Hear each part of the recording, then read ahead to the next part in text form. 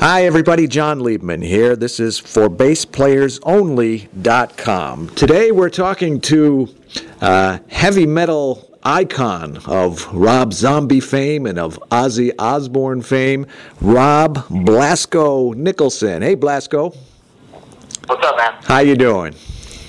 I'm doing well, thank you. Well, good. Great to be talking with you. I wanted to find out about some of the stuff that you've done, but I'd like to begin right at the beginning if we can. Now, you grew up in California, right, in L.A.? Born and raised, yes, sir. Well, that's quite an interesting place to grow up. I'd be interested to hear what kind of musical upbringing you had. Well, I think the first time I saw a Kiss record, that's pretty much what I wanted to do. But in terms of musical upbringing, my parents were supportive, and they paid for drum lessons and bass lessons, and bought me drum sets and bass amps and and stuff. So they were definitely supportive of that thing.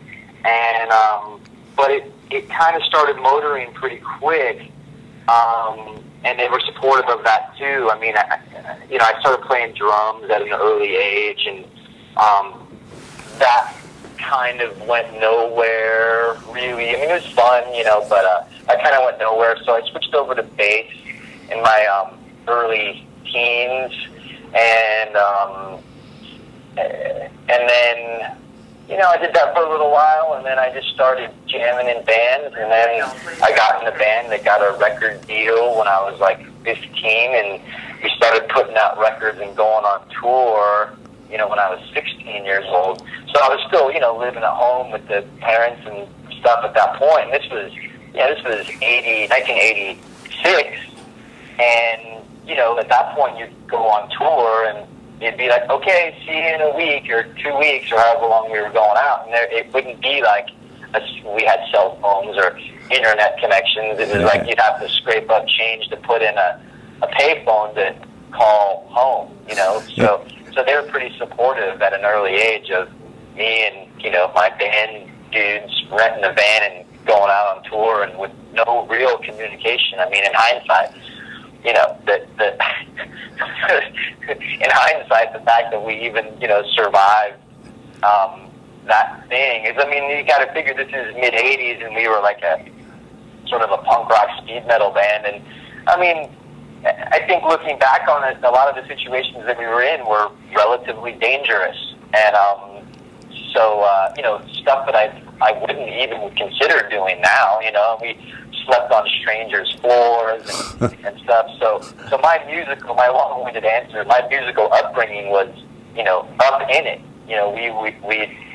I just, at a very early age, was lucky enough to really experience what it is, and just kind of went for it. And then, after, we were all in high school, for the longevity of that band. And then whenever we all graduated, we kind of just went our own ways. Like, dude went to college, dude got married, a dude moved to up north and stuff. And I just kind of stuck with it, and then, just sort of graduated, up the heavy metal ranks of hired gun bass players from that point, and ended up, at the top of the heap right now. So that's my musical upbringing. Wow. Well, going back a little bit, after the drums and the other stuff that you mentioned, what was it that attracted you to the bass? Very strategically, it was the fact that everyone that I knew was either a drummer or a guitar player. So I figured, well, if I pick up bass, then there'll be bands that I can get in, because it seemed like there was an overwhelming amount of people that play guitar or drums, but there wasn't a lot of people that played bass. So I figured, well, if I play bass, then maybe I'll be able to get in some bands. Funny how that worked. Yeah, it's funny how so many bass players share that very similar story. Yep. Well, what about, I think you may have touched on it, but how did you gravitate toward the whole heavy metal scene and the culture and everything that goes along with that? That's what I've always liked. From the first moment I made my parents buy me a Kiss record, there was no looking back ever. I graduated into like things like AC/DC and Led Zeppelin and all the classic stuff. But when Metallica and Slayer came out, that was it. That was like I was like, yep, this is what I'm doing for the rest of my life. Well, why do they call you Blasko, by the way? What does that mean? Just a nickname.